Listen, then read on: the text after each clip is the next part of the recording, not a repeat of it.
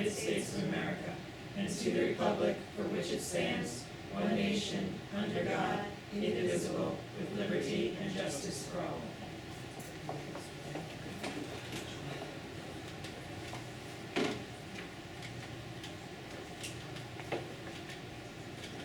Now the district clerk will administer the oath of office.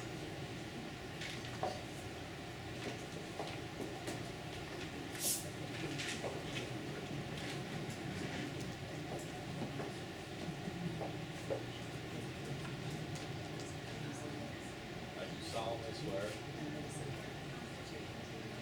that I will support the Constitution of the United States and the Constitution of the State of New York, and I will faithfully discharge the duties of the office of member of the Board of Education according to the best of my ability.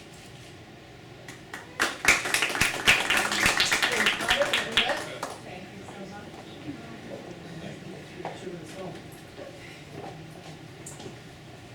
Okay, now I would like to have a motion to suspend a portion of the board policy 2220, which is the nomination and the election of the vice president. Mrs. Mamalito, seconded by Mrs. Weiss, all in favor? 5-0. Now we will be taking nominations for the vice presidency. Thank you. I would, at this time, like to nominate, although it may seem a little unconventional or unorthodox, given the situation that we are faced this school year. I know Mike has filled the role of both vice president and president, and has done a wonderful job. And at this time, I'd like to nominate him back to vice president. Any other nominations? Seeing none. All in favor of Michael Lamena becoming vice president? Seeing none opposed, 5-0. Mr. Lamena is vice president. Congratulations and welcome back.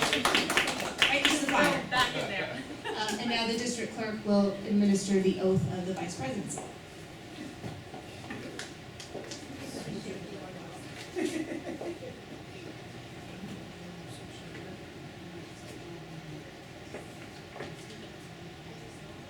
I do solemnly swear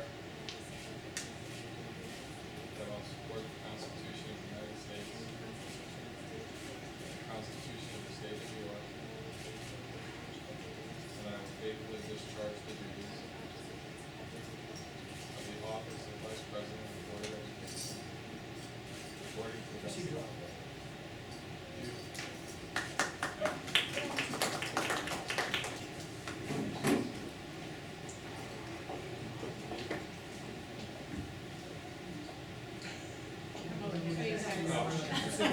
Unless you want to be the roll.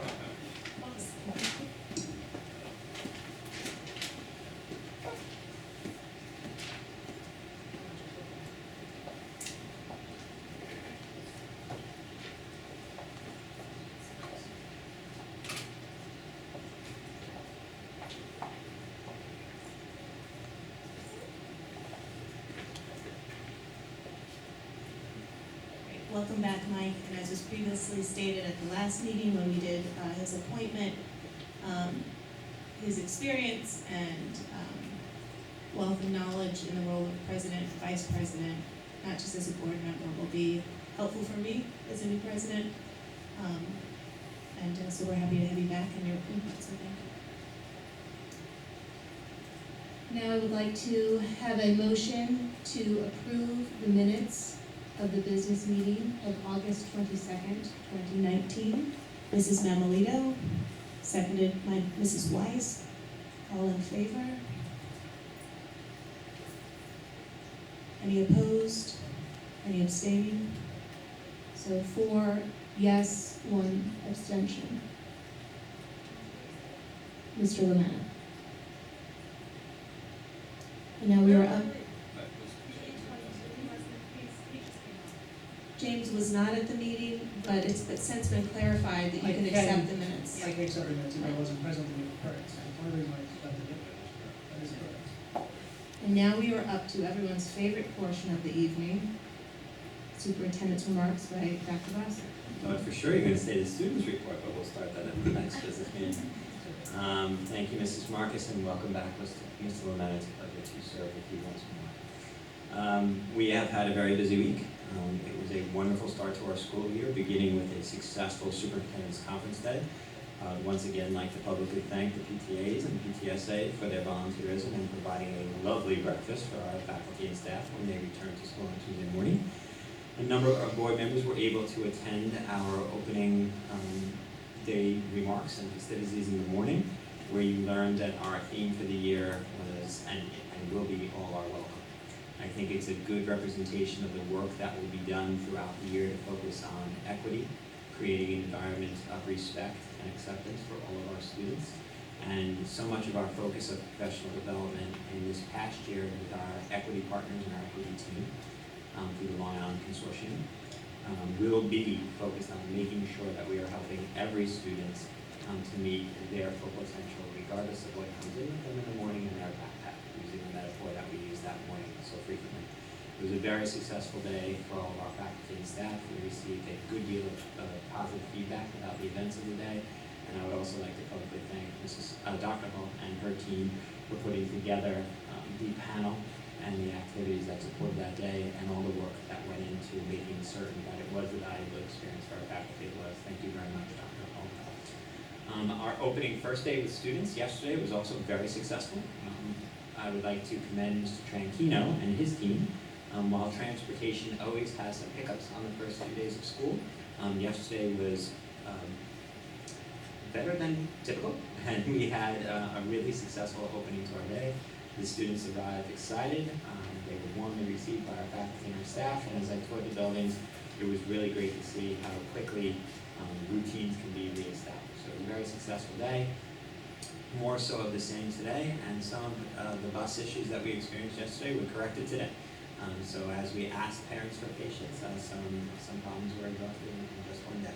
So we were very happy about that.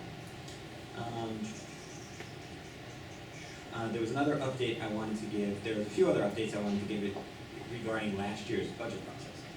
At the last Board of Education meeting, we discussed publicly, based on a question that came from the community about class size, that reflected some conversations that we had in the spring. Well, how did it work out in practice in the fall? Well, I have another update with you about that. One of the topics that was discussed quite a bit during our budget process was whether or not the district should continue producing and printing our district calendar and distributing them to the community. And we talked about how that being around a $10,000 expense to print and mail and circulate the calendar was something that was discussed quite a bit, and then eventually removed from the district's budget and taken back by the PTA as a fundraiser. We've received some mixed reviews on that decision, so I want to share that with the board. To date, we had put in the summer newsletter that senior citizens could call the district clerk and a calendar would be mailed to them. The PTA provided district folks with about 50 copies of the calendar to mail out. Thus far, we have distributed 24, and we've got calls as recently as this afternoon, so we anticipated that we'll continue to receive those requests.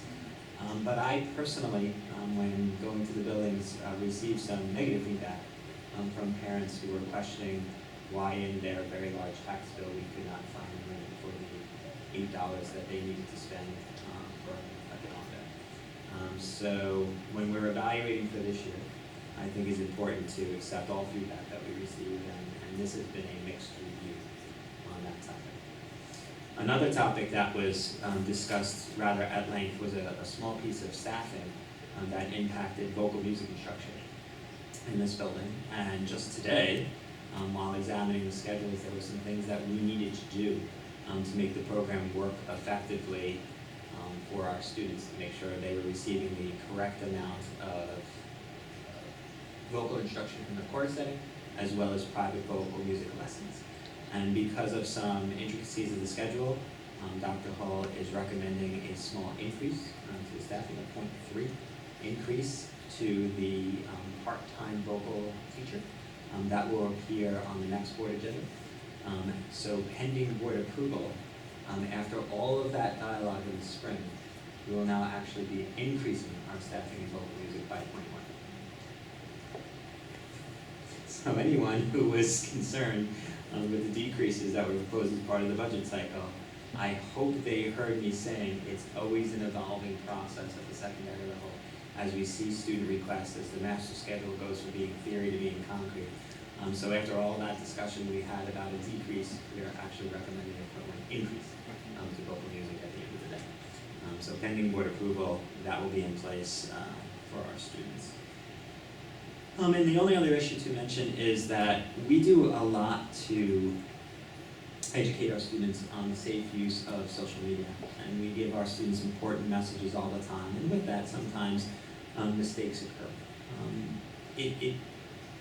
It's really become clear that we need to give similar lessons to our parents. So what I want to make sure we talk about at public meetings and hope that the word spread, I would actually appreciate if this portion of our meeting, the video was placed on the Facebook page by some of those who frequent it. Please, I implore you, when you read things posted by not school officials on pages and social sites that are not directly affiliated with the school district, don't take them as gospel. We spent a good portion of the last few weeks dispelling rumors that started in social media, some by some of our creative students with the use of Photoshop, and others just by parents misunderstanding messages that have come from the school and posting alternative versions of those decisions. And while we certainly don't mind having to communicate clarifications, it's unfortunate that some parents get very upset about things they perceive to be new initiatives, new rules, new guidelines by the school that is not coming from a school source. So we continue to ask parents to use our website to find information, to attend meetings to get information, and when they have questions, to ask school officials those questions rather than turning back to the Facebook group looking for clarity on an issue being discussed. So I think it would just really help to save a lot of angst amongst our parent population if we didn't believe everything we read on Facebook. And that's something that we, how are we referring to the program, Dr. Hall, news media literacy that we're bringing in? News literacy is a topic that we have to expand upon within our instructional program, but it would benefit our parents and community as well. So concludes my report for this evening, Mrs. Marks. Thank you, and I know that we all, minus Mr. Lemana, because he was not on the board this summer, but I know over the course of the summer, we've all appreciated the updates and the continuous checking, especially in the class sizes that we knew that you were busy doing that and that you were taking it very much to heart, and you expressed that to all of us over the course of the summer, and I know we all appreciated that effort, and it was done very well, so thank you.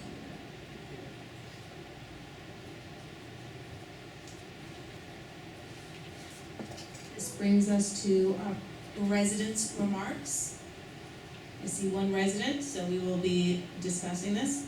The board encourages all residents to attend its meetings, and this section of the agenda affords them the opportunity to speak. Persons wishing to speak should identify themselves and any organization that they represent at the meeting. Comments related to district business or any agenda item should be kept as brief as possible and may not exceed 3 minutes. Questions or comments concerning matters which are not on the agenda will be taken under consideration and may be discontinued by the president. Public discussion of matters relating to staff, students, or others at which the reputation's privacy or right to due process could be in some way violated is prohibited.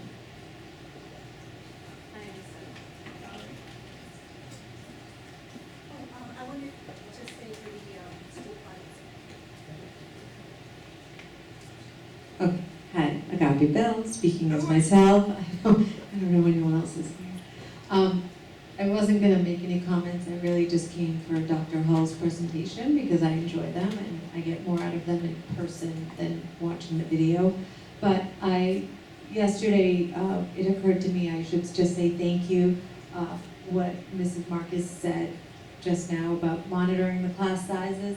One of my children said he had the best first day of his life yesterday, and that was in this building. So I do want to thank you for all the work that was done over the summer, I'm glad I didn't have to do any of it, and I do appreciate everyone's vigilance and addressing the concerns brought up by the community. And thank you for the music teacher restoration and increase. I think what the whole concern, I think, just played itself out. So I thank you for being on top of that and for addressing it and giving those kids the attention that they deserve. But thank you for all the work. I wanted to just say thank you. I really just came for the presentation.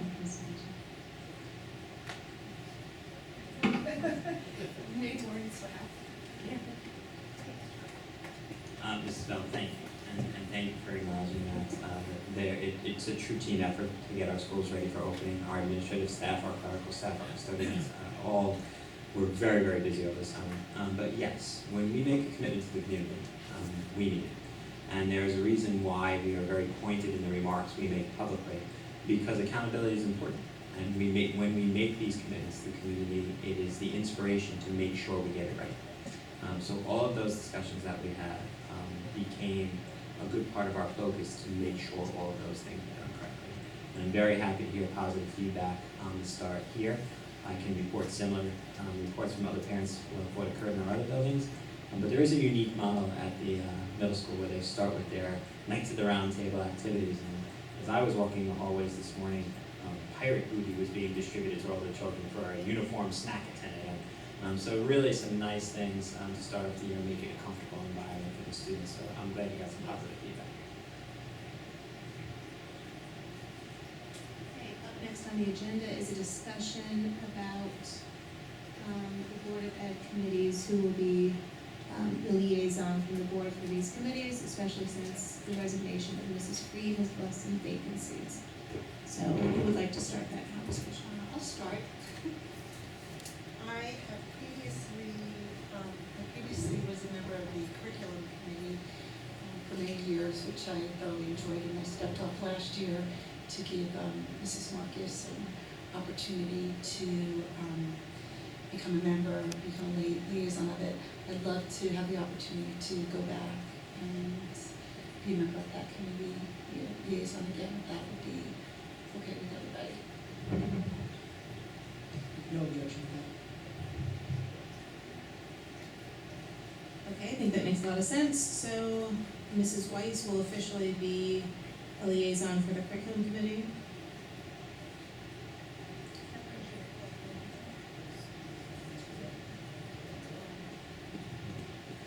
Yeah, I think the only question is there any that you would want to step away from, given your additional commitments to curriculum? Everyone but facilities. Yeah, and as a reminder, this is an open opportunity. If schedules have shifted, Mr. Tommy, I'm looking at you when I say that. If passions have shifted, we can discuss any movement amongst the committees at this point too. So if anyone who wants to shift a committee, I did look at the time constraints that Mary would send out. Thankfully for my schedule going forward, for now, nothing else would be conflicting, so I'm okay as is with the three committees that I'm on. But if there's desire to switch and move, I'm up for conversation. right? I hear murmuring about audit committee also. Is audit committee something that we can shift, or is that because there's an oath involved that we are locked into that? Who's represented on that?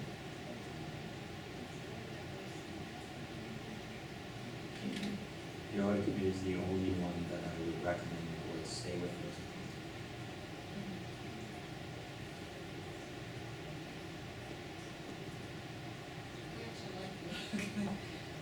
Good morning.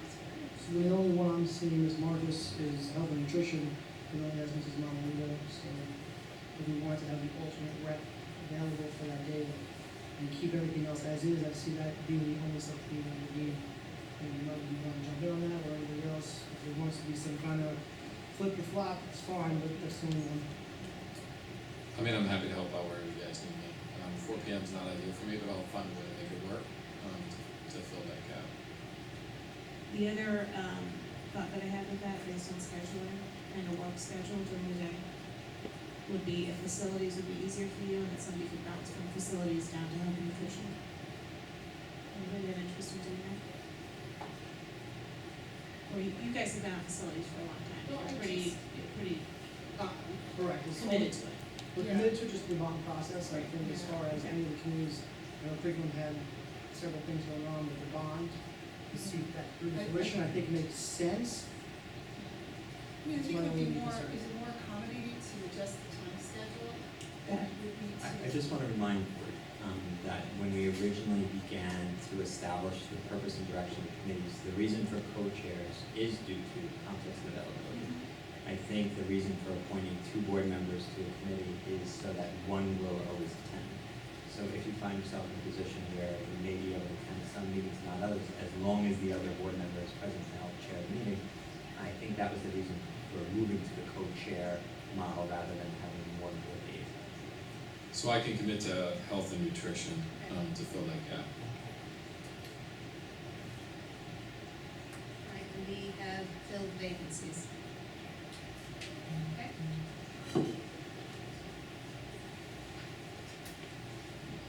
And now we can move on to the presentation. Ms. Marcus, if I may, on the floor Sure. for a second, I just want to give a quick update Yeah. to, Ms. Marcus and myself had the opportunity to partake in the buildings conditions for the opening day. We kind of went through each building, was shown by each principal, any new upgrades, anything that they want to highlight. Thankfully, no concerns were brought to our attention. And we gave a clean bill, and clean stamp, if you will, for opening day. And just as a side note, excuse me, our custodial staff, buildings, grounds, generally go above and beyond. There was things that are done that most, you won't see in other school districts done by in-house employees. They take pride in our community, they take pride in our buildings, they build rapport with other staff, the students. And what Ms. Marcus and I witnessed was clearly a representation of that. There was fresh paint in the hallways, there was the cricket machines are being used to make decals and put up along the hallways, and you can see that the primary school and elementary school are just that. The environment was vibrant, inviting, and warm, and it goes through with, every bit of the work put into the custodial staff. And just want to take the time to thank them and really say that the schools were in great condition, and it's really, really fortunate that we have that opportunity to have employees that go above and beyond. Yeah, and the physical, I think James and I were both commenting, the physical transformation of the interior of Harley Avenue School, just in the last 2 years, is like night and day. It looks so great. And it was done all in-house. So that's a shout out to the Harley staff. Mrs. Milan refers to that as Extreme Makeover School Edition, and others have been emulating her use of the cricket machine. You can see it all over the district. Yes, I would echo the sentiments of the board and really thank Mr. McDonald and his entire team for the pristine condition that our buildings were in for the opening, inclusive of the overly populated koi pond at Boyd, which will now migrate to Harley, where they will have a koi pond in their courtyard as well. So some really special things going on in Elwood. Thank you for noting. Yeah, I think night and day was a good phrase. K&I, GHT, night and day. Okay, now we are on to the draft board goals and schools climate survey results presented by Dr. Bossert and Dr. Hall. And I think Dr. Hall is going to present the results first.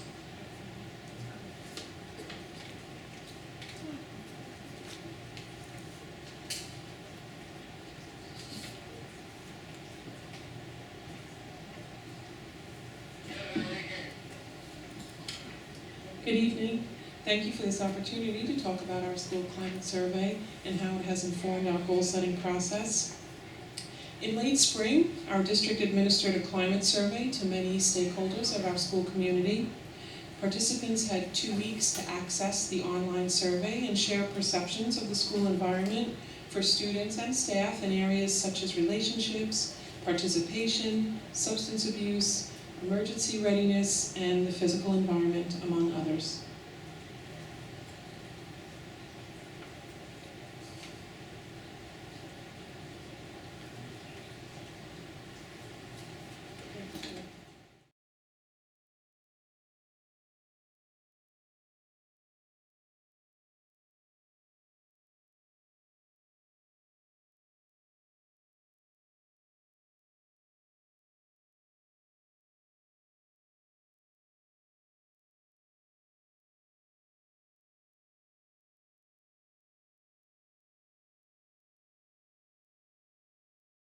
The state has also cited research that demonstrates that school climate plays a role in creating conditions where students are ready to learn, and that stems from their sense of safety and from the relationships that they build. In the past, the state education department was measuring the degree of violence within school districts. This now shifts to looking at, from the perspective of climate, to see how students will perform in school and their sense of safety. This past year, the New York State Education Department asked for volunteers to administer the climate survey. They had done some small pilots in some of the upstate schools. This year they had advertised across the state, and Dr. Bossert arranged for our district to participate in the survey and to give us the opportunity to work with the tool before it becomes mandatory. It was, we were originally told that it would be mandatory for this school year, but with the change in the Commissioner of Education, they have made a shift and they've delayed that becoming mandatory. So we were well placed to administer the survey because our district goals and themes over the last few years have really been focusing on the whole child, on social and emotional wellness, on equity, on mental health. So it really was a logical next step for us to go forward with asking our stakeholders for their feedback and perception in areas that are critical and sensitive, which is some of the reasons some districts have held back in terms of joining the pilot. The U.S. Education Department designed the survey. They also piloted it, they evaluated it, and they do caution that certain areas or domains should not be, quote, scored, but actually should be looked at on an individual question basis because there's not enough questions to generate a score. The state will still be ultimately using it in some type of scoring methodology, but districts are encouraged to really look discreetly at the granular level at some of the answers to the questions. So our survey was administered to parents, to students in grades 6 through 8 and 9 and 12. And the way that we were able to do that is through our physical education department. So I thank Mr. Shanahan and all our PE teachers. They took several days. And our technology department partnered with them. So students had Chromebooks available in the PE class to complete the survey. Because of that, we had a very large percentage of student participation. When the survey is mandatory, it will include 5th graders. But we selected to just focus on our secondary students right now. The instructional staff participated, that's teachers and teacher assistants, and non-instructional staff were invited as well, administrators, guidance counselors, anyone else who works at the school level, our custodians, our clerical staff. These surveys are building-based, even though the results are reported in aggregate. So district office and district office clerical are not invited to participate or buildings and grounds. And because they're looking for the climate at each individual school. The survey was anonymous, so schools had to make a choice, and in order to keep it anonymous, we couldn't have a login. If a school was going to do a login, then clearly someone would be able to indicate what the responses were. So we really wanted to preserve that anonymity so that we could get really sincere feedback from people. And so we did a link that anyone could log in with. The question sets were also available in advance. We also shared them with the board so you could just see what all the questions were for each of the groups. And when we actually received all the results, because of the ability to look at it by grade level, by gender, by race, ethnicity, by building, there's really over 100 data sets. So we're talking about a massive amount of data. So I'm really going to focus on some highlights to give you a general sense of the results.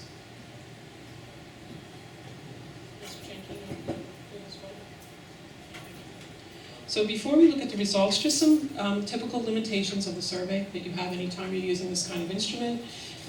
We've already talked about the fact that there was no login, so if somebody really wanted to answer it more than once, they had that option. We know that some students did not complete the demographic section accurately because we do know that there are no 5th graders at John Glenn. In addition, a small number of the questions for some areas, there was some issues in terms of where the positive response lay on a scale. So for certain questions, if you were answering with a high rating, the answer choices were to the left of the scale.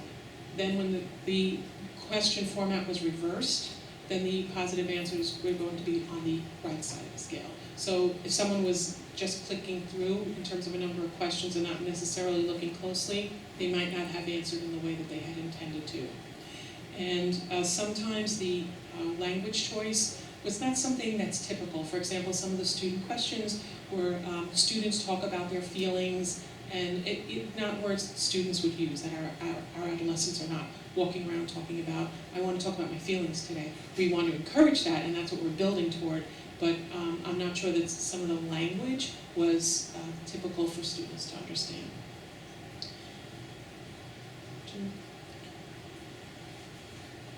So the way we view our results is through this dashboard that's provided by Linkit. We partnered with Eastern Suffolk BOCES in order to administer the survey, one of the very few districts on Long Island that did that, and we access everything through this platform.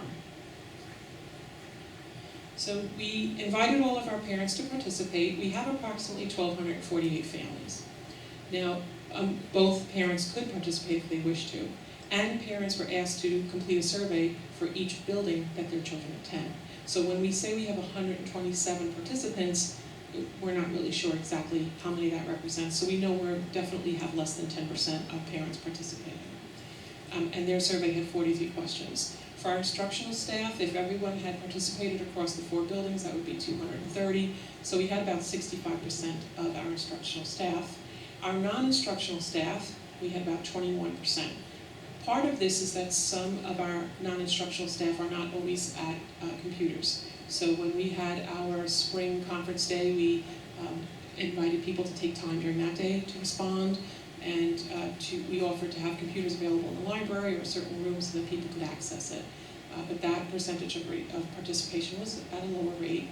Our middle school students, we had 83% participate, and our John Glenn students, we had 77. So even though it was in a PE class, not everyone participated. We did also offer parents to opt out, but some of this was just students that day choosing not to participate, and no one is forced to do this. So when we look at the results, I thought one of the ways to give you a good overview was to look at it by the domains. And you see the categories on the left, and then you'll see the scale of how parents and each group responded. There seems to be a range for each of the percent favorable, and you'll notice that for parents, the range starts at a much higher number. And for our students, their range tends to be at lower level numbers. Now, partly, we had many more students participating, so there's less outliers impacting the data because of that population size that participated. So, as we look at this slide, we can see that some of the areas that were favorable for our perceptions of our parents were in physical safety, cultural responsiveness, and instructional, point to it. So when we look here, we have cultural responsiveness and physical safety, some of our higher percent positive. When we look at our teachers, we also see a relatively higher rating of the range around cultural responsiveness in relationships and emotional safety. For our other staff as well, a higher range of favorable responses under cultural responsiveness and relationships.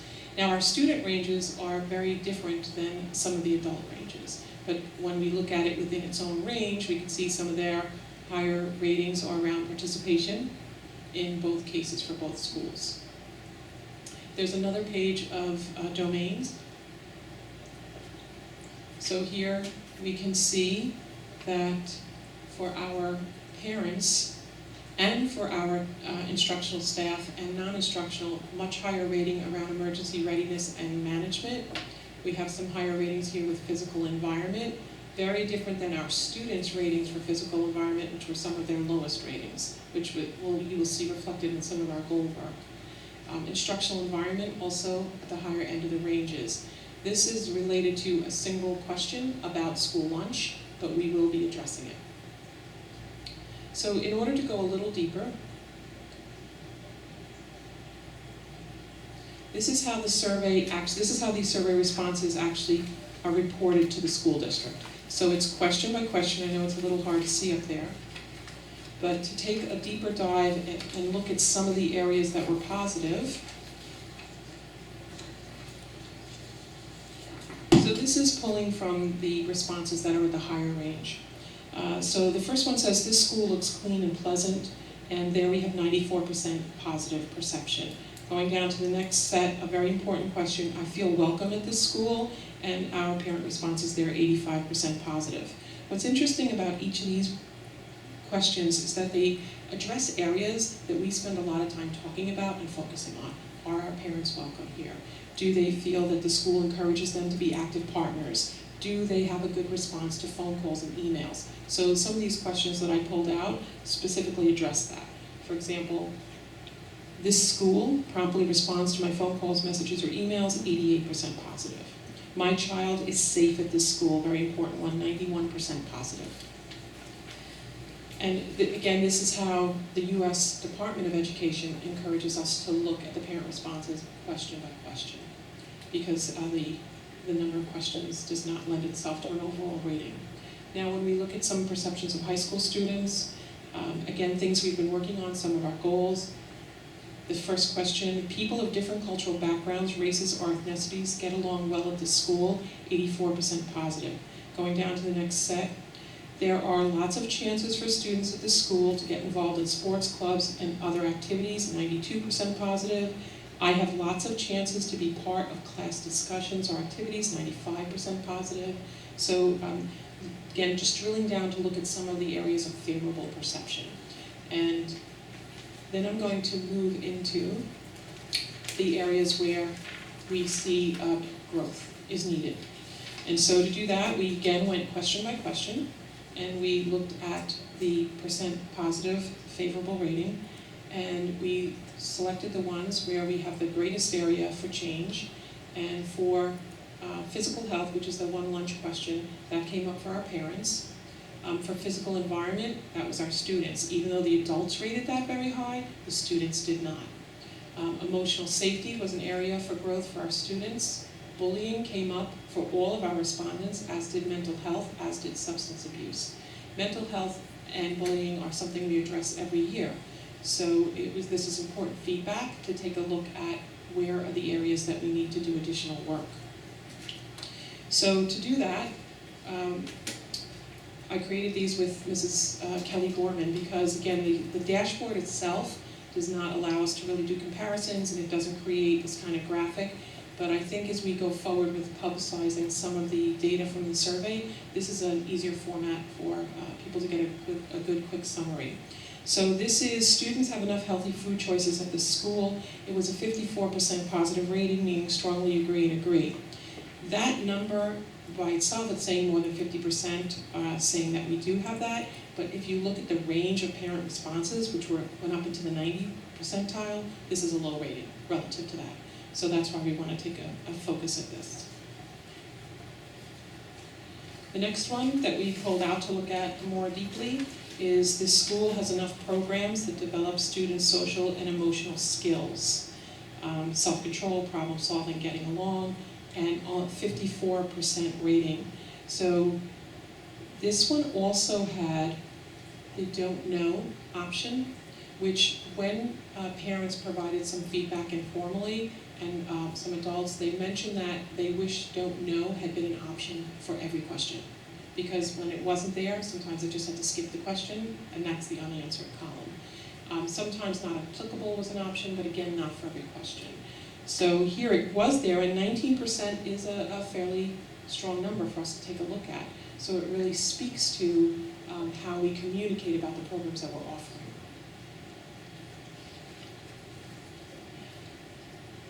Another one, this is from our high school students around substance abuse. Students at this school think it's okay to get drunk. 68% agree. Something that we felt absolutely has to be addressed.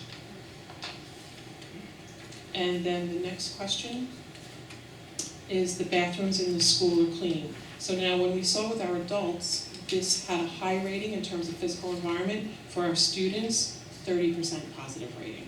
So really an area where students are looking for us to do something about the cleanliness of the bathrooms, although the adults didn't perceive it that way.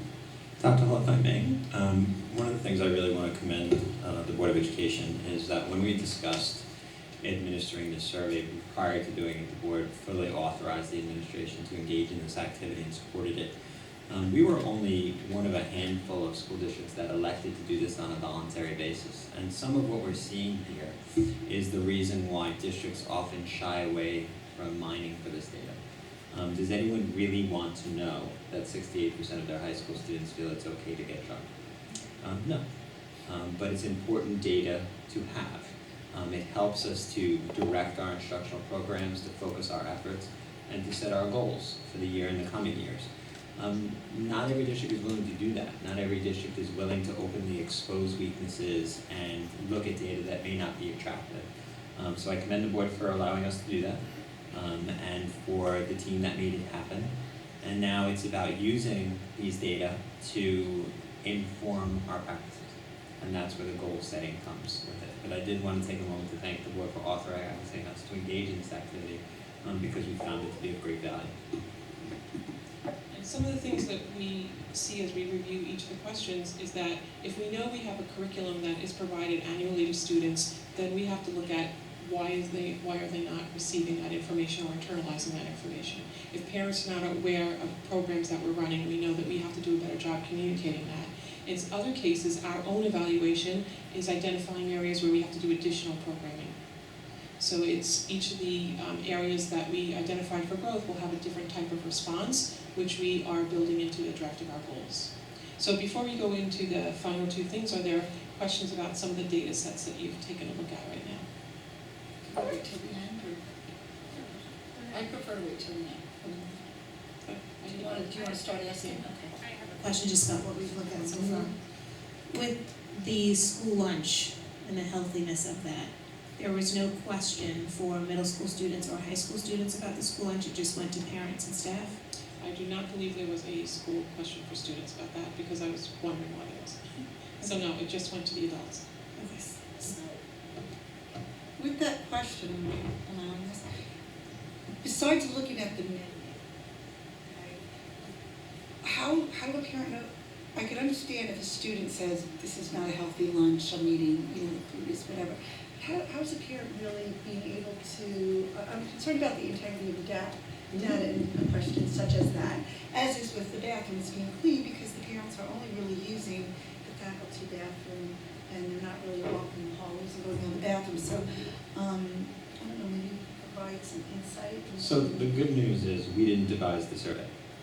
This came from the state education department, and it's something that we wish we would have had the opportunity to revise some of the questions and items to better meet our needs. And the fact that certain questions were asked of some populations, none of those, there are a number of flaws. And Dr. Hall did a good job of identifying some of the weaknesses of the instrument. Right. I'm hopeful that by the time it becomes a mandatory activity within the state, they take feedback from districts who piloted it to say, here are the flaws we found.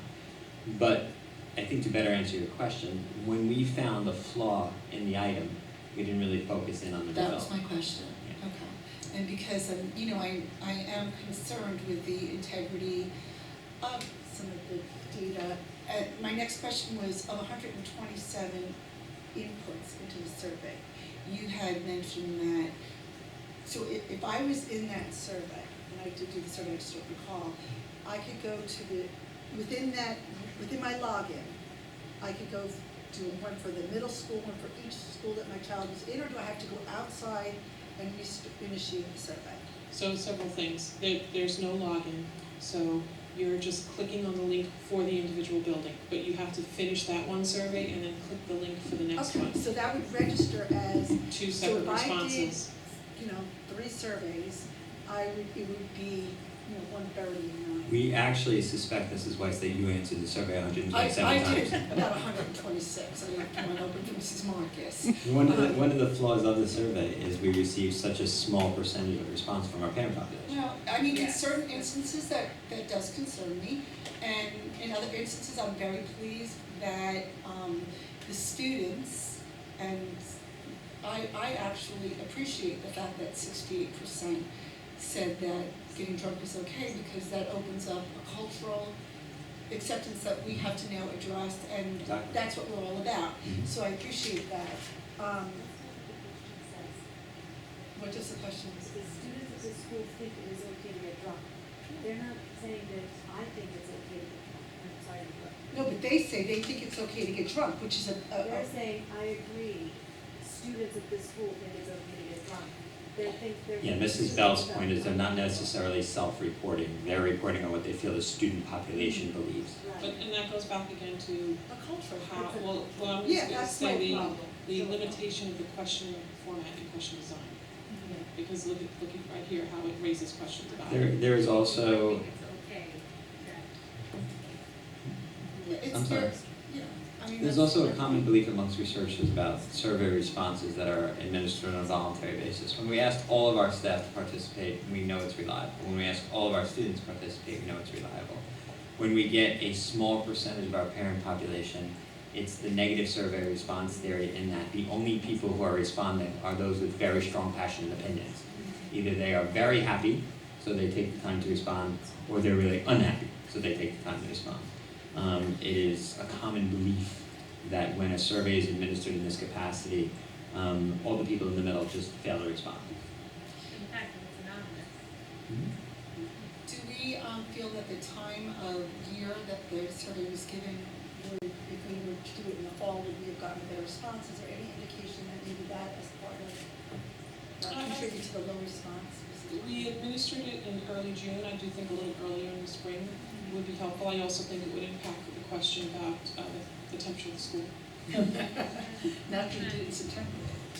Dr. Hill, I know that this was derived from New York State Education Department.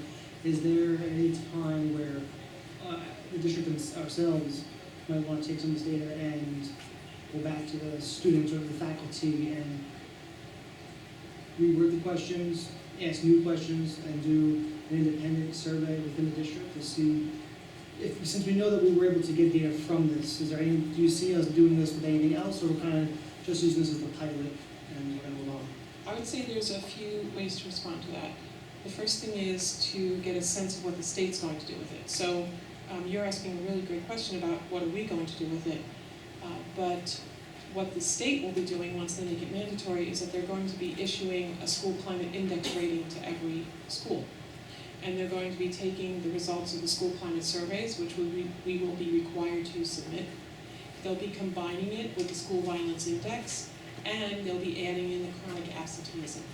So starting this year, the state will be monitoring the absence of each individual child, and an absence is an absence regardless of the reason, excused or unexcused, and if a student should exceed 10%, then that goes into a formula, and the percentage of students that go over 10% of passive instruction will be factored into the entire school climate index. So one part of it is we're going to have to work with the tool as it is. For example, I know a school district that piloted that changed some of the questions.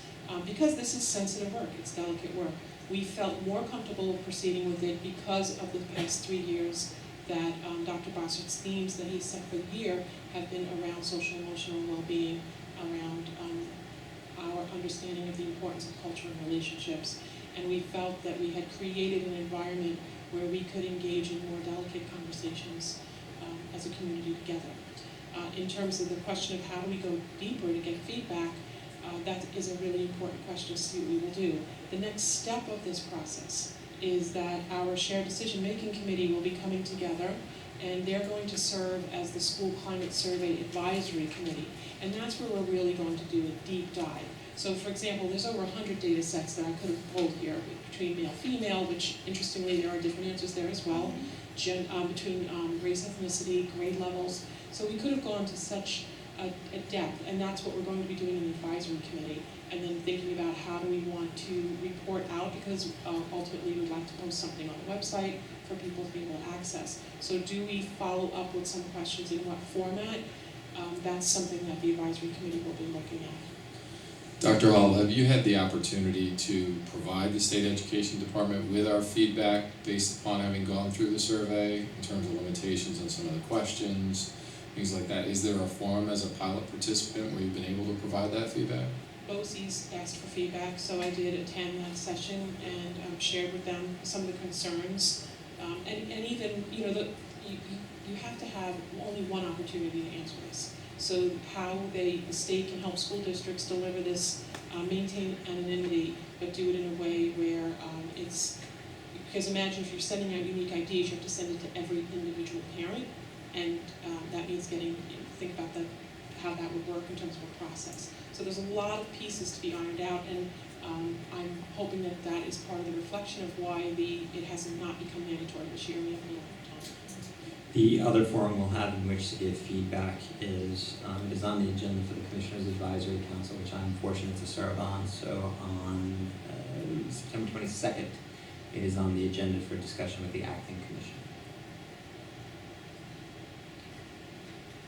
So this led us to the development of our goals, and we can, I don't know, Dr. Boston, if you wanted me to say a few words, or if you want to speak here.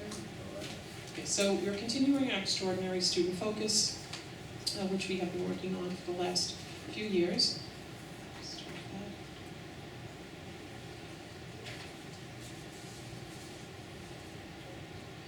that. And first I'm going to attend to the items that relate directly to the survey. So goal number 2 on the right side is looking at in areas of interest for parents. So we will use the data gleaned from the school climate survey to focus on areas of need identified by Elwood parents. So we're going to work with the new food services director and other key staff members to make certain healthy choices are available. And I think really this is always a goal. I think we want our school lunch program to provide the most nutritious lunch possible within the school setting. Finally, before we go any further with nuts and bolts, I just want to remind the board and the community that these goals become the driving force of the work done within the district throughout the year. We want to make certain that the priorities identified by the Board of Education are the priorities that help to guide professional development we offer our teachers, and therefore the instructional focus in the classrooms. So when we schedule conferences, workshops, PD activities for our teachers, they are required to relate the activity to helping to reach one of the goals identified by the Board of Education. Extraordinary student focus talks about our instructional program. So many initiatives that we have relate back to that first goal, which is why it remains fairly constant from the last few years. You'll notice we made some minor changes to make sure it was all conclusive of the areas of management. But then goals 2, 3, and 4 reflect that of the responses to the school climate survey. But I just wanted to remind the board of the design behind setting goals for the year. And each of the goals are developed around specific type of item responses. So also for our parents, this is communicating about student relationships with peers, enhancing anti-bullying initiatives, and healthy interactions. And many of our social and emotional programs work with that. This evening, we have on the agenda approval for the Mind Up curriculum that addresses some of these areas. But there are character education programs happening in each of our buildings that work with this. For example, our PBIS, Positive Behavior Intervention System program. For our students in item number 3, we're going to continue to look at aspects of physical safety and on hardening our systems. And part of what the student responses were around were the actual environment of the hallways, the bathrooms, the temperature. So they want us to address some of those issues based on their responses. And also continuing our work with mental health, the Board of Education has had that as a goal now for several years, and we have increased our staffing. You have added school psychologists, and so we know that this is a continuing area of focus for us. We're also going to continue, of course, working within the bond and the plan to enhance our facilities, and that includes our instructional spaces. And then we're going to enhance our education around substance abuse, and that happens in health class and science class and through school assemblies. But what the survey results indicate to us is really examining not just what is shared with students, but surveying students in terms of what they're hearing. What are they learning from this? And that's really focusing on the communication feedback loop. So as we're providing instruction, what are students taking away? Our guidance plan becomes part of this. The guidance plan was part of our goals last year. Our guidance plan has identified specific areas for each building, and in each of the buildings there is a survey tool for certain initiatives, so that we'll get feedback from parents and students at that point as well. I just have a question on 3D. So last year, Mr. Shanahan gave us a presentation on a class he wanted to bring into high school. A lot of the content in that class would be specific to 3D. Did that go? Yes, And did we have significant enrollment? we filled the class, so I don't have the number exactly, but it was a healthy number. And we had curriculum writing for it this summer. I just want to point out too, Dr. Hull, as you're going through the goals and each bullet, I think it's important that we look at, although some of this is derived from the school survey, had we not even done the school survey, many of the things that are on these goals are something that we have looked at as a board to continue to either delve deeper into or put on our radar and make it a goal. So I think it's nice they coincide. I don't want the community to think that our goals were a derivative of the survey, because although they are definitely part of it, it wasn't just that. Put the goals out here first. They absolutely continue areas of focus for us. I agree with Mr. Tommy, I'm not telling this right. Thank you for identifying our intent. That is what we were looking for. We were looking for data to reinforce the initiatives that we have been focusing on. Do you want to just continue going through the goals and then we'll discuss? Okay. And for our faculty and staff, we will continue to enhance educational opportunities, and this really partners with students around substance abuse, including alcohol and vaping, through our health classes, our science classes, and our school assemblies.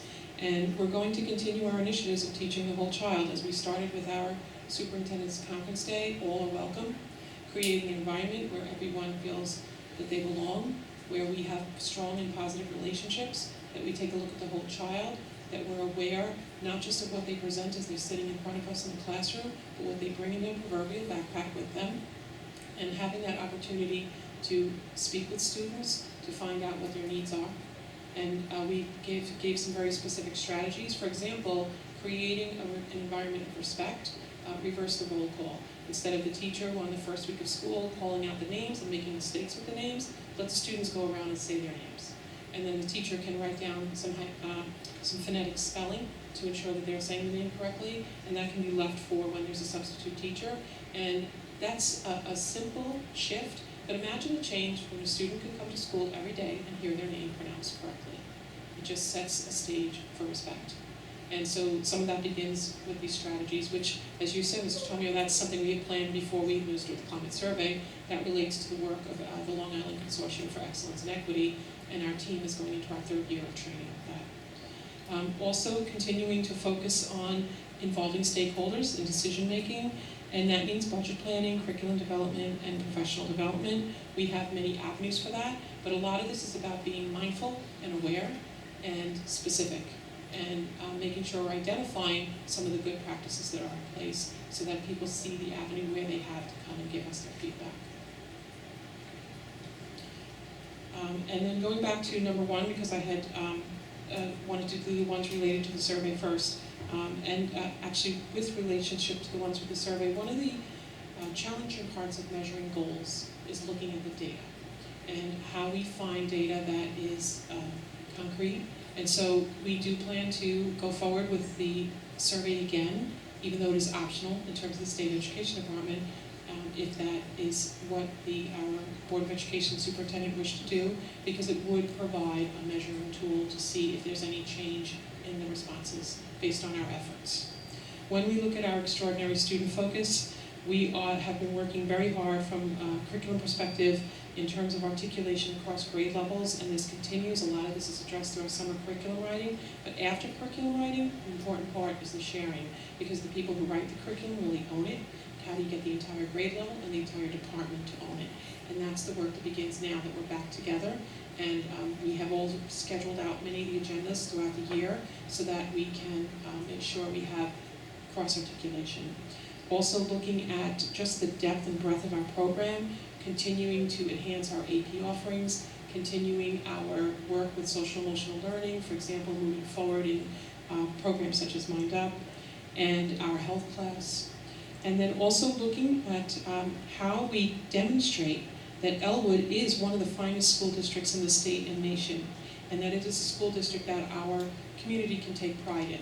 And even though some of these questions are sensitive for this pilot, I think the fact that we are transparent and that we seek feedback is an important part of that excellence, and that we're willing to go into those areas that some school districts just shy away from. And also continuing the fiscal responsibility that allows us to maximize our resources and try to preserve the excellent programs and grow our programs. One of the things that I'm proud to share with the board and the community is that we were contacted over the summer by a number of neighboring districts who are seeking to observe programs taking place within our district, which I always find to be high praise when we have our neighbors wanting to see what it is we're doing right. And we let them. I think we were just identified for Teachers College as a suburban center of excellence for suburban school districts to come and see. So we should see even more school districts visiting us this year for Teachers College. So, questions? Yeah, questions or comments about the board goals? I'll go first. I have some, probably no surprise. First, I want to give kudos to 1A. As a parent, so then it translates into me being a board member, I would love to see more common experience among classes.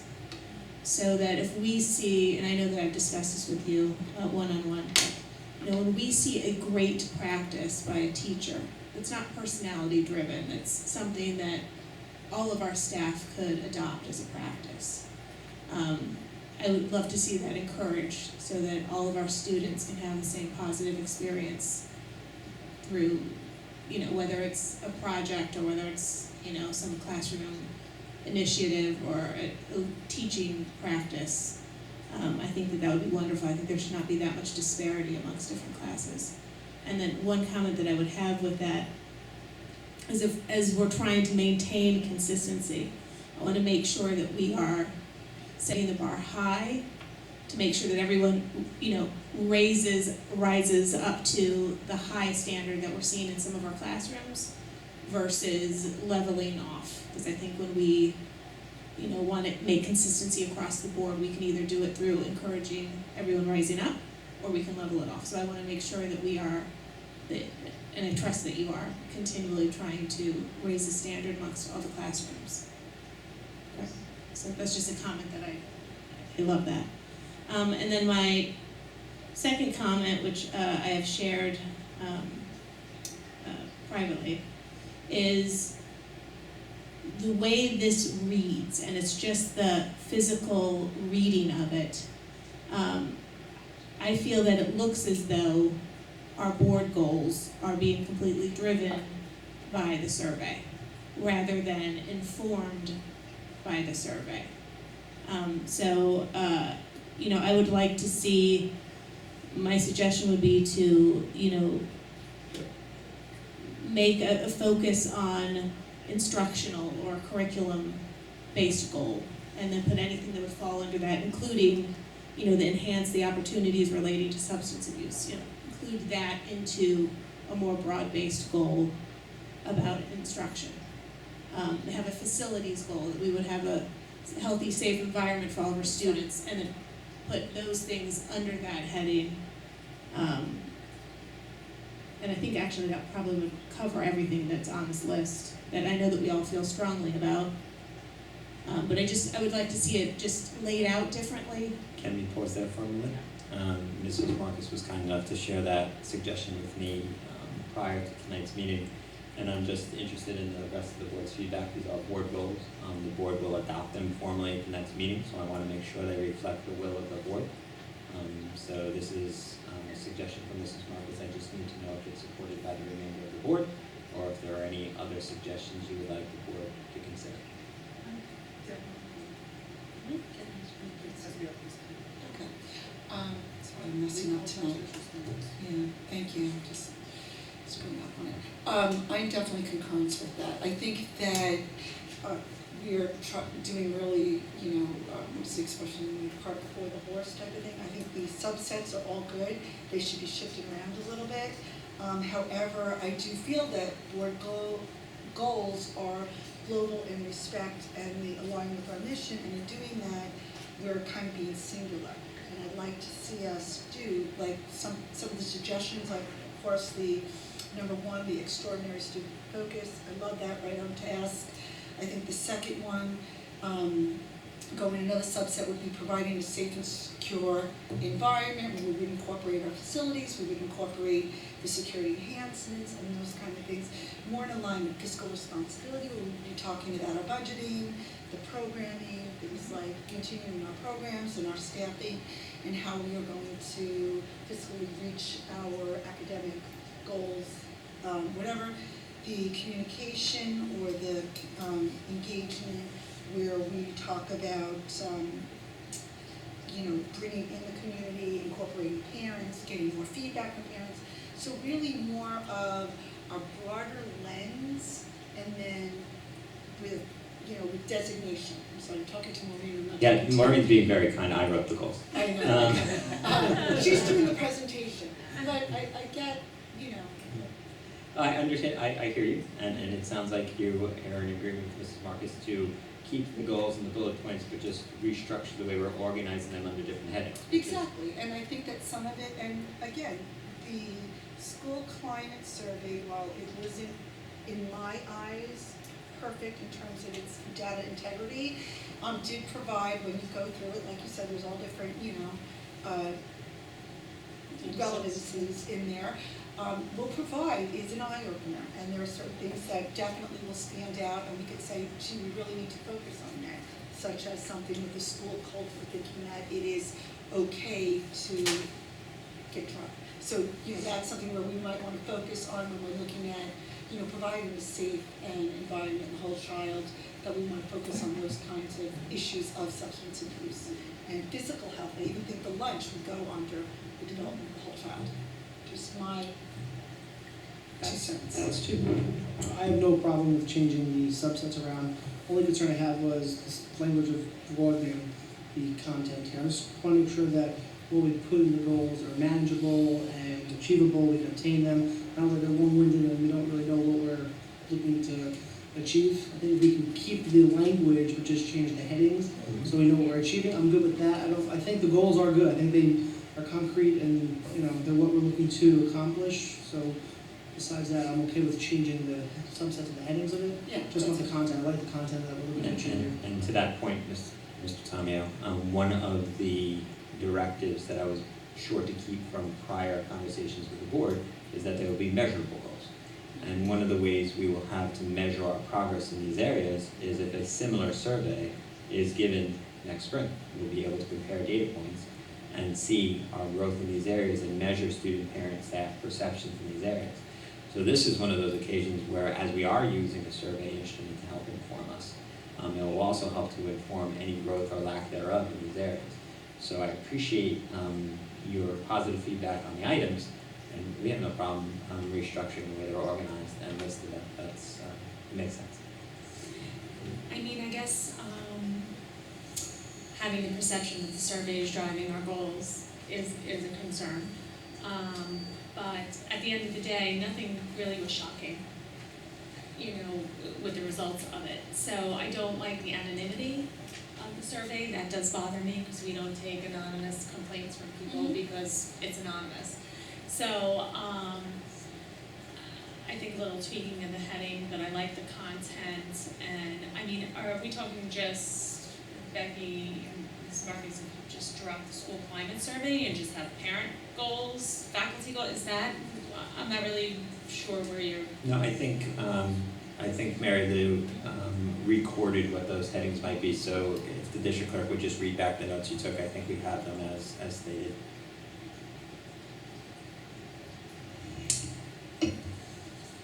I heard something about instructional and curriculum-based goals, safe and security of the environment of the schools, which goes along with the facilities goal, fiscal responsibility. That's what I got. You go ahead. So I hear the same theme, that there's a concern that the goals as labeled now seem to be reactive to the survey. And what I heard from Dr. Bossert as well as Mr. Tomey and others was a lot of these things have been themes we've already been addressing. The survey validated it, gave us some numerical representation that gives us greater conviction to continue down the path we are. One suggestion might be, because I do like the idea of the goals representing each of the lenses through which we're viewing the challenges, right? If this is more about optimization, enhancement, improvement of the climate, we're seeing that through the lens of parents, through the lens of students, and through the lens of faculty and staff. I think there's some value to projecting that willingness to see the challenge and the opportunity through each of those lenses. I think the change that might make it more palatable is, instead of saying school climate survey, just making it about this is the optimization, enhancement, improvement of the school climate as a driver of really significant impact on the ability of students to learn and optimize outcomes. So that might be one option, to just take the language of the labeling away from survey, which projects it kind of reactively to the survey, and just make it about enhancement, improvement of the climate through those various lenses. Right, it could be, I mean, who's talked to here? It could be, you know, 1, extraordinary student focus, 2, school climate. And then put subsets under that. You know, if, on the ones that we are already, that it's on our radar. My one concern with the parents of the school climate survey is, you know, if we look, not that any of these things are bad, it's not bad to, you know, improve our lunchroom, what we're providing in the lunchroom. But when we look at the participants, you know, it's less than 10%. But of our families, obviously we do not have all 2-parent homes in our district. But if we did, which we don't, and I know that, you know, that would be out of 2,496 people, only 127 participated. So I am cautious, you know, to really take seriously the parent results of the survey. Whereas when the middle school students were encouraged to do it during gym, we kind of know that number. High school, we kind of know that number, and staff, we know that number more accurately. So I 100% value parent feedback, but I'm not sure that this is remotely reliable just on that subset of parents. I think we are setting a stage for parents to participate more regularly in feedback. For example, because of our guidance plan, after kindergarten orientation this year, Mrs. Malone administered a survey. After 3rd grade orientation, Dr. Toscano administered a survey. So I think we can utilize our own local tools to perhaps get more reliable data on some of these items, to partner when we're looking at growth. And there's also a positive lens to look at the response rate. While it's a very small percentage of our parents, the fact that 127 parents took time to respond to the survey is positive. We have 1 parent present tonight. I did the survey 3 times, so I am maybe it's 127. 27, so it's really a much lower number. Because she has 3 buildings. Yeah. Her children are in 3 buildings. You're not helping. She only has 1 kid, that's not good. 127 is a good starting point for receiving feedback to the community. Does it represent our entire population? Absolutely not. If we had received 12 respondents, 15, 25 respondents, I wouldn't have reported the data. You know, I have said about our testing data from the state, when you only have 50% of the students participating, is not reliable. I can't turn away from that statement when referring to a parent survey, but I will remark that 127 is a good start. So that when we do this again, hopefully when the community sees that we've actually taken value in their time to respond, they'll have more respondents. So I don't want to discount it, but I don't want to overemphasize it either. Can I ask Jean a question? Jean, I know several years ago we did the homework survey, and when we did the homework survey, Maureen, maybe you remember, it was linked to an IP address, such that when you went in, you really couldn't remember. We had that problem and you couldn't do it over again. I'm just wondering if there is some way that maybe we could attach the link to the portal or somewhere where it's still remain a degree of anonymity, but also allow us to increase our participation. So with this survey, since it was designed and built by the state and their partner, their technology partner, Okay, so we have. something like that is certainly out of the Elwood School District's control Okay. we can make that request of the groups that are listening to us now about being one of the pilot districts. But short of that, it's something that we can't make that happen, because then we're taking their survey and reshaping it to suit Right. our own needs for sure. So it would just be anonymity. part of our feedback as part of being a beta site. I totally get that. We are, look, I have been investigating what our options are, because I do feel that's part of data validity, is to not be able to respond more than once. The other thing is, when the state is announcing initiatives, we always want to be responsible about how we bring that to our own students. So for example, when a new Regents is launching, we've seen historically that there are issues a lot of times with the very first administration. So it's often logical not to be in the first administration, because it directly impacts students, and we see that there's usually some issues around scoring or something else. So when this came up, the state first did the pilots upstate. So this was not the first year of the climate survey pilot. I believe it was the third year. It was the first year that it was opened up widely. And again, our participation was with the anticipation that it was now going to be required. So it was giving us a chance to get out in front. And because we had set the stage through our professional development and the themes of our district to be able to manage the sensitivity of it. Now I really want to see what direction the state's going to go in. Is part of their delay based on feedback? At this point, it was announced as part of the transition of leadership. So I think as Dr. Bossert will be in Albany and representing us, that perhaps we can get a deeper insight on exactly where the school climate survey is going. And like you had said just previously, you did meet with all the beta sites. You did have a meeting with them and conversations and kind of. For the ones who are participating on a uniform map, a uniform as to what can consider. There was a lot of reluctance to participate, a lot of reluctance. Yeah. So if I may offer, because I know Mr. Tommy has some interest in getting home before the second half, what I can do between now and next week is put together multiple templates of what the goals may look like, using different headings organized in different capacities as suggested by the board tonight. And then the board can give me some direction on which you would like to see on the next agenda for adoption. I think that would be great, because I think, we're even having a little sidebar discussion. I think we need to see it in print, because so that we're all on the same page of the different templates. That would be perfect. I think that's what we're all requesting. Happy to do that. The content is great, I just think it needs a different presentation. No problem. Yeah, easily done. Thank you. Thank you very much. Thank you, Maureen. Okay, we are up now to the consent agenda vote. I'm going to request, to find it on here now, of course, that something be removed from the consent agenda.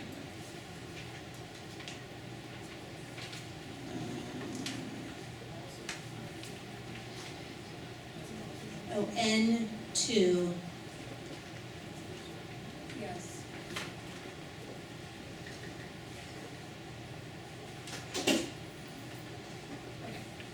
Can I have a motion to accept the consent agenda? Mr. Tamio, seconded by Mr. Lamena. Discussion? I would like to discuss and remove from the consent agenda the action item N2, approving the professional development services of Mind Up, for questions and discussion. Am I the only one with questions about this, probably?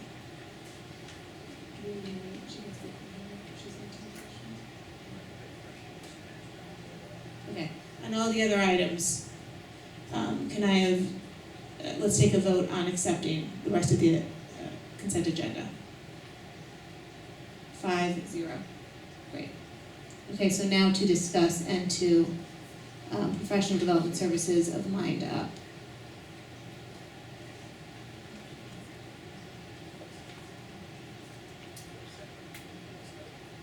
Okay, can I have a motion to discuss, to remove it?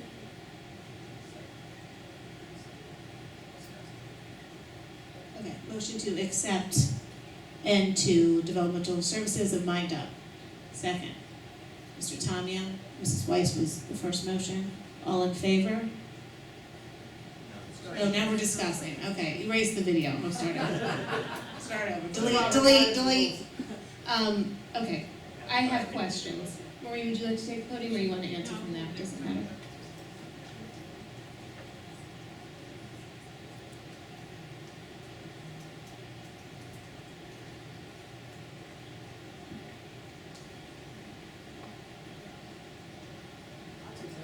I know, Maureen's in the hot seat tonight.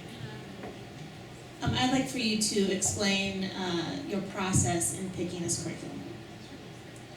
So mindfulness is a strategy, a tool to help with self-regulation. And it's the ability to calm and therefore be better able to focus. It also reduces stress levels. So when we look at mindfulness in the school setting, it comes through application from the health field. So mindfulness has roots in Eastern religion that was first brought to our country that way in the 60s. Then it was brought into Massachusetts hospital to use with cardiac patients, and that's where a lot of the work really came from. It was studied extensively, completely separated from anything to do with religion in any way, completely secular, and it was just the strategies of the breath, which works on the parasympathetic nervous system, and how that impacts stress levels. And so it was studied extensively, and that program, the Mind-Body Stress Reduction, MBSR, has become an international program that's offered in a lot of healthcare facilities. From there, mindfulness went into organizations and started to be applied to students. And at first they used MBSR, which is really an adult program. So over time, studies were conducted to see what were the elements that work with students. And companies started to emerge that were developing mindfulness curriculums to help children. After the events of 9/11, when we saw the trauma that children had experienced, an organization was founded. It's called the Collaborative for Academic, Social, and Emotional Learning, CASEL. And CASEL is an organization that evaluates programs for students. And they look for research-based programs that demonstrate that they have an effect related to social and emotional wellness in students. So now that there's a wide variety of mindfulness programs available, it's how do we figure out one that would work best for our students? So over the last 2 years, we attended trainings at BOCES when they were offered. For example, Learn to Breathe is another company that came. We attended some of their training. We probably looked at maybe 4 or 5 programs. What we were looking for is something that is easy to replicate, because the way that mindfulness sticks is when it's part of the routine of the school, just like anything else that you really want to have impact. And some mindfulness programs require the school psychologist to come in or an outsider to come in, so that you have that one lesson, and then it doesn't necessarily have carryover. So studies have shown that the way that these strategies become part of a student's life is when they're practiced regularly. So for example, rather than have a staff developer come in and do a training on mindfulness strategies, then 2 weeks later you have a major test, but the teacher doesn't mention the strategies, now you're not getting the benefit of it. So when teachers can be trained to do things, then they can say, before we take this test, let's take a moment, let's just think about where we are, let's feel ourselves in our seats, let's think about that breathing tool we practiced, and it just helps students to be able to focus and perform at a higher level. So one of the criteria we were looking at was something that teachers could deliver, something that could be replicated in an authentic way and with accuracy, and something that was cost effective, because we're looking to use it across grade levels and across schools, and something that had research base to it. And this program is from Scholastic, so I brought 2 of the guides. There are no student books for this, which is why I did not do a textbook adoption, because there was no textbook for it. There's only a teacher guide. So When we were looking for that, that's one of the things we wanted to see. What is the accessibility of the curriculum? This is a very straightforward curriculum. There's only 15 lessons for the entire year.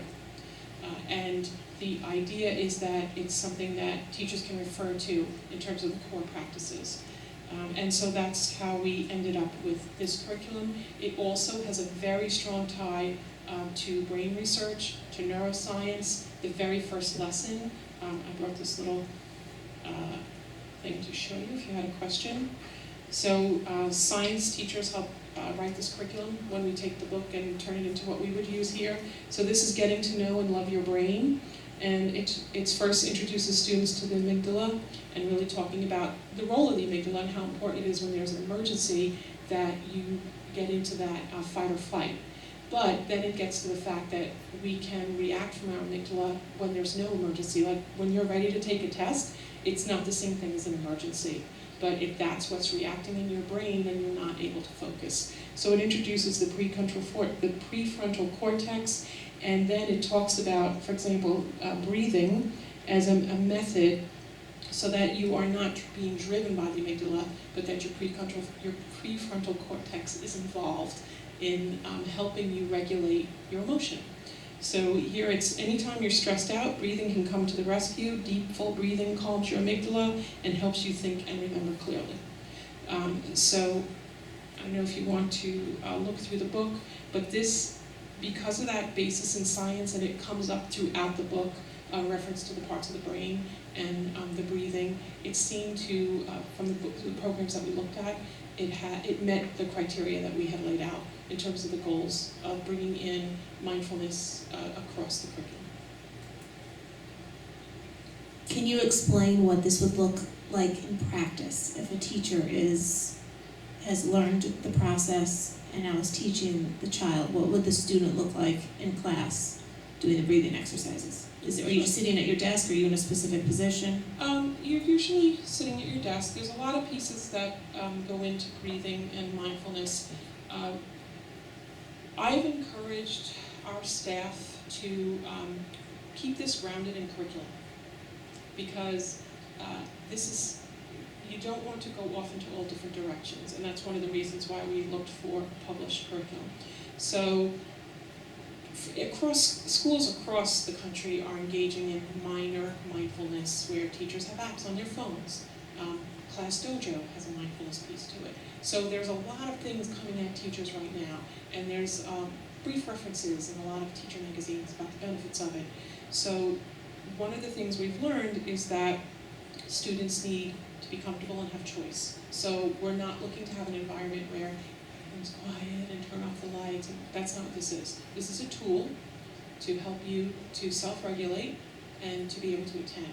So the breathing exercises, it might happen first, if in the elementary school, it might happen at the carpet area with a PowerPoint presentation that goes along and shows the parts of the brain. You practice different things, you learn where your belly is, because if you shoulder breathe, that's very shallow breathing. If you belly breathe, you get a deeper breath. So there's different parts like that they practice there. And then at their chairs, it might be they come in from recess, and maybe they're very excited and overheated, and there might be a time to say, let's take a moment to practice our breathing. And so that's when the teacher would cue them to do some deep breathing. And it also has a chime, because one of the ways you can focus is by paying attention to a sound. So they have a chime that they use so that they set the start time of when they might be doing one of their core practices. My concern is coming from doing a little investigation of it and feeling like it definitely could lend itself to Buddhist meditation. Some of the descriptions of child positioning would be crisscross legs, palms up, and then bringing in the chimes. I want it in a school district where we are not supposed to be bringing in religion. I want to know how this will differ from my concern. I think that there is no religious instruction in here. So there's nothing related to the, I'm trying to think what they're called, of Buddhist teaching, where you are focusing on a concept around spirituality. That has absolutely no place in the program and no place in schools. And that's been one of the things we've talked about with our faculty. Because we've talked about mindfulness last year and we've had training for faculty and faculty meetings. This truly never goes in any direction of spirituality whatsoever. I think part of the positioning of sitting in that traditional position is because your windpipe is completely aligned when you're doing that, and it makes for better breathing. And when they reference that type of sitting, it's around sitting straight so that you can get a good breath. There's never a breath, and I don't recall in any lesson where students were ever directed to, assume a lotus position and put their hands out. Like I've never seen that in here at all. So if I just may interject, the administration and the faculty has a clear understanding that this is a secular organization, and teachers go through training in mindfulness that talk about the key elements of this program. Dr. Hull has really led the charge on bringing mindfulness to Elwood based upon her many, many years of doctoral level study of the program, and she is actually what I would consider one of Long Island's foremost authorities on this topic. She's not only engaged in her own study, but she has presented in several forums on this very topic.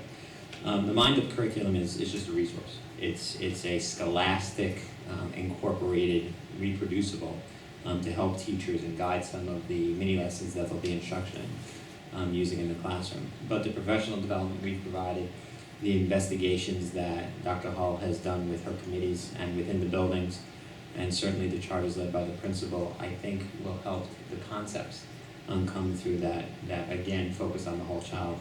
I am very cognizant of making sure the school district is in compliance with all guidelines of New York State regulations and New York State laws, and we wouldn't enter into a practice that we think would disrupt that.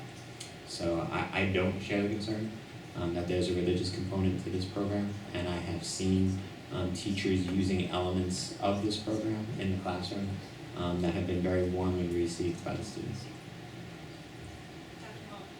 Dr. Hall, I know that you are expert in this area, so I do know that and I do appreciate that. My concern is, would there be any correct, perception by a parent that it could be seen as meditation versus a breathing exercise?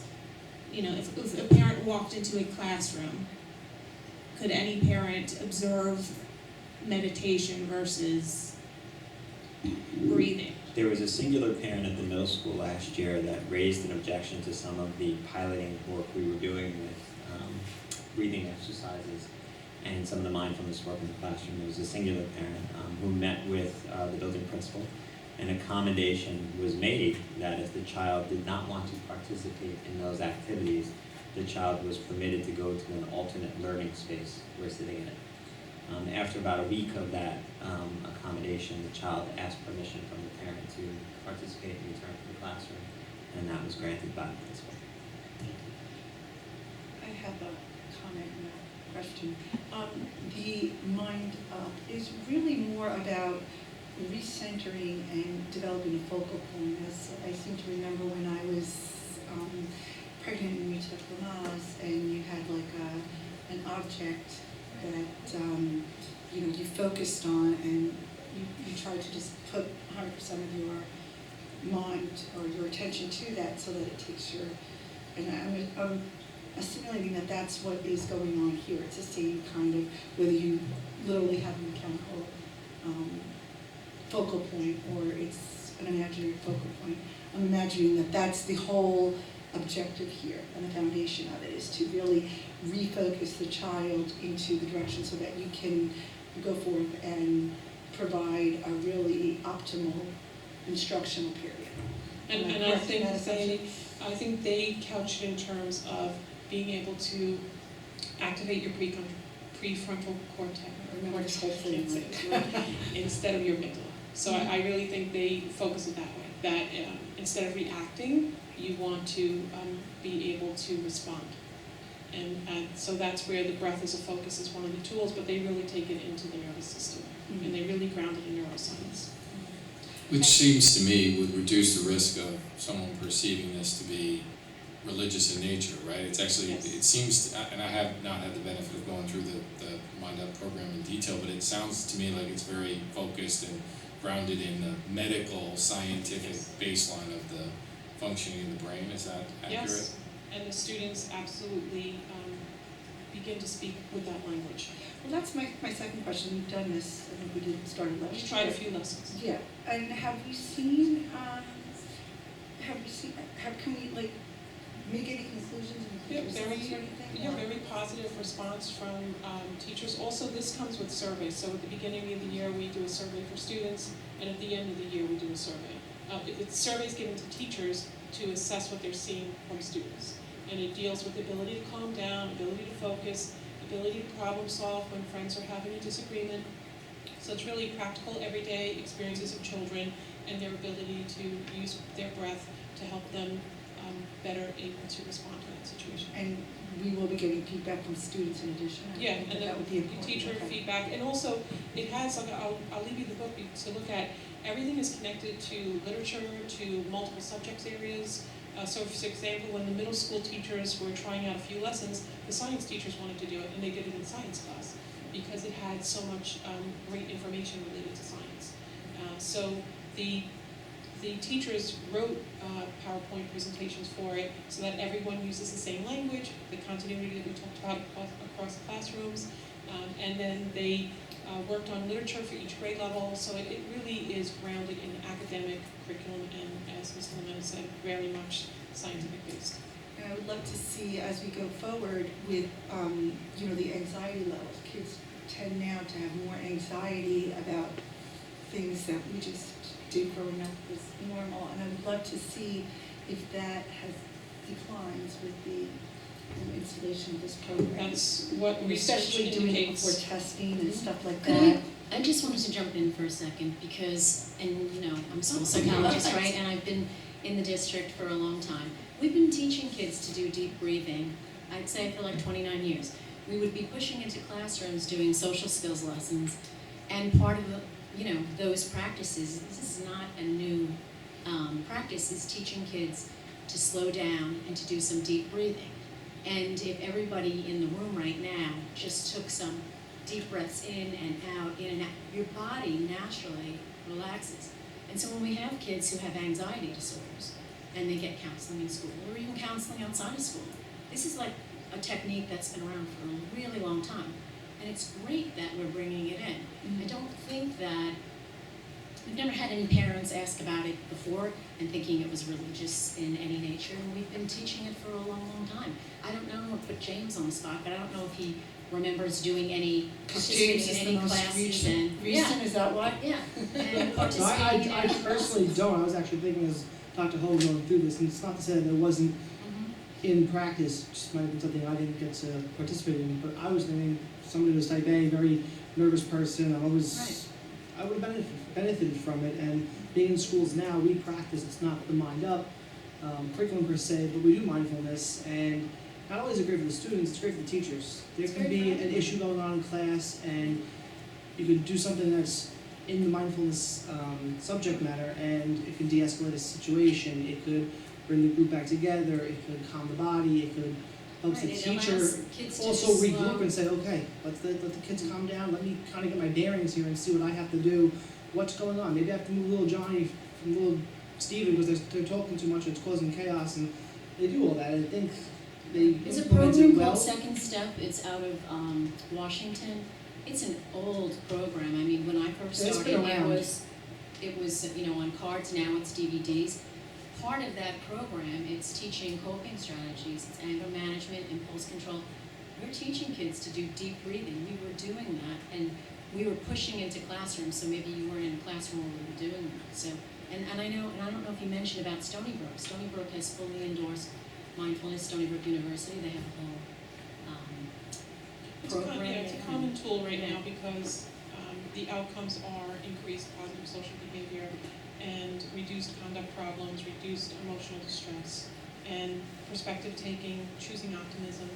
But because of its roots, it does raise these questions, and I think they're valid questions that it's important for us to address. because we want parents to feel comfortable and confident with the strategies that we're introducing to students. I do like the uniformity, that we're bringing in something that will be cross classrooms versus each teacher choosing their own thing. I did like to hear from Dr. Bossert that if a parent does have a specific concern about it, they do not have to, their child does not have to participate. I wanted to make sure that that was still the case. And then I wanted to know how much discretion would be allotted to each teacher, so that you can be the instructor and the facilitator to how this program is run in the class. You know, to make sure that there is a secular presentation of it. You know, are we allotting a lot of discretion to the teachers, or will you be really the force that's instituting this? Well, the teachers are, that's, you provide us an opportunity to do curriculum writing, so the lessons are clearly scripted. And they're scripted in here, and then we adjusted them to our own school stuff.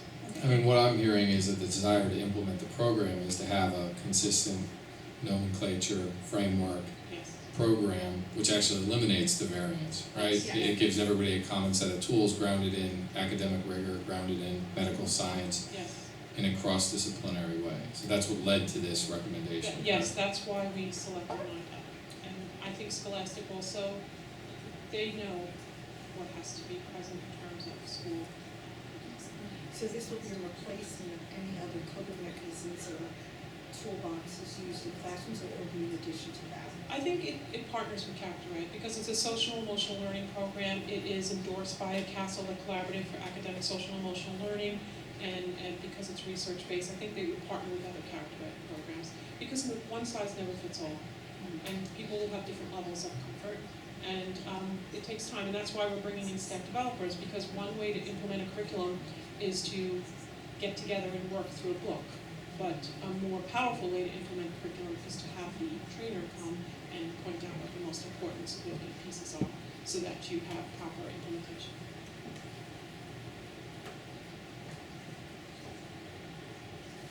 Yes. So we have a motion and a second. So we will be voting on approving the professional development services of Mind Up. All in favor? 5-0.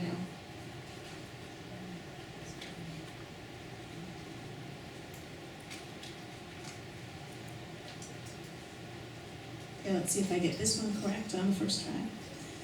I'd like to have a motion to approve the second reading of policy. This is on the agenda under P.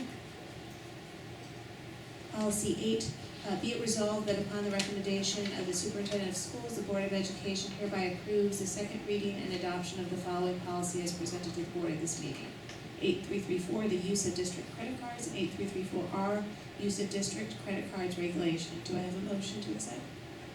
Mrs. Mamalito, seconded by Mr. Tamio. Any discussion, questions? I just want to, that we made the changes as we discussed from the first reading to designate the superintendent of district clerk, and those modifications have all been made in service. All in favor? 5-0.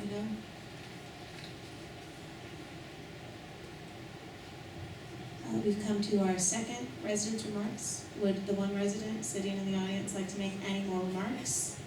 I just something did occur to me that Okay, it's all the same stuff that I said earlier still applies.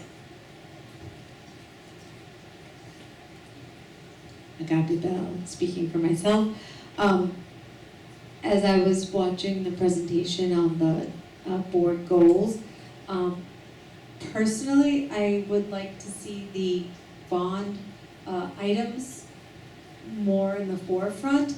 Now that we have the roofs done, I would like to see some more energy in getting all the other stuff done. I know there's timelines and there's work.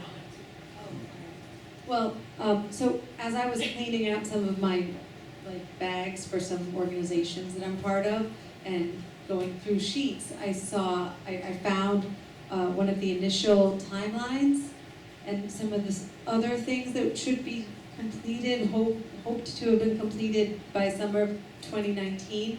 I was like, whoa, none of that. Yeah, so I know there's issues, but maybe energy. it's not energy, this is Bell, it's time and availability. The largest percentage of our work has to be done in the summer months. The scope of work that needs to be done within the district cannot take place when school's in session or during the brief periods where we're on vacation.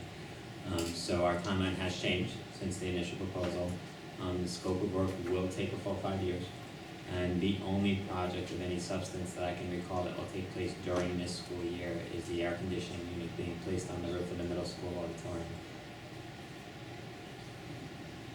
And other ventilation. There will be some work as a result of our energy performance contract that will be done internally, and we're excited to see that getting started, and we'll see some changes to the scope of work involved in that project. But the big ticket items that the community is really excited about and the things that we're excited about can only really take place over the summer. And because we failed to be able to complete all 4 roof projects in last summer and had to carry 2 buildings into this summer, it does push a number of the projects that were slated for this summer to next summer. So as excited, as motivated as we are, we have to allow the process to take place as is required. And it will be in next summer before you see any other large-scale work being done. So while we're motivated and excited, we have to be patient as well. So next summer, there'll be like multiple projects concurrently happening? We will be updating the website regularly. So the initial timeline and calendar that was posted to the community will be revised to reflect the new timeline. The board was just provided with that information tonight. So will be posted to the community as soon as we're able to finalize it. We don't like putting drafts up for the community, so when it's finalized within the work of our architects and engineers, we'll post it on the website for the community. But it will be next summer before we see anything substantial.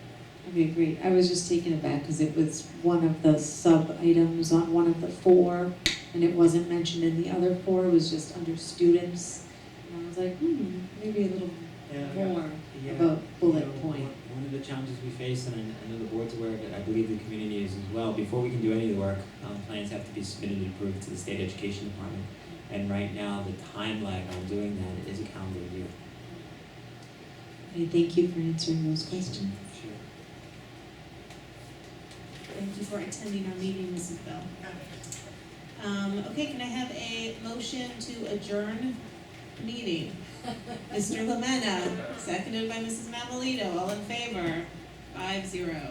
Thank you.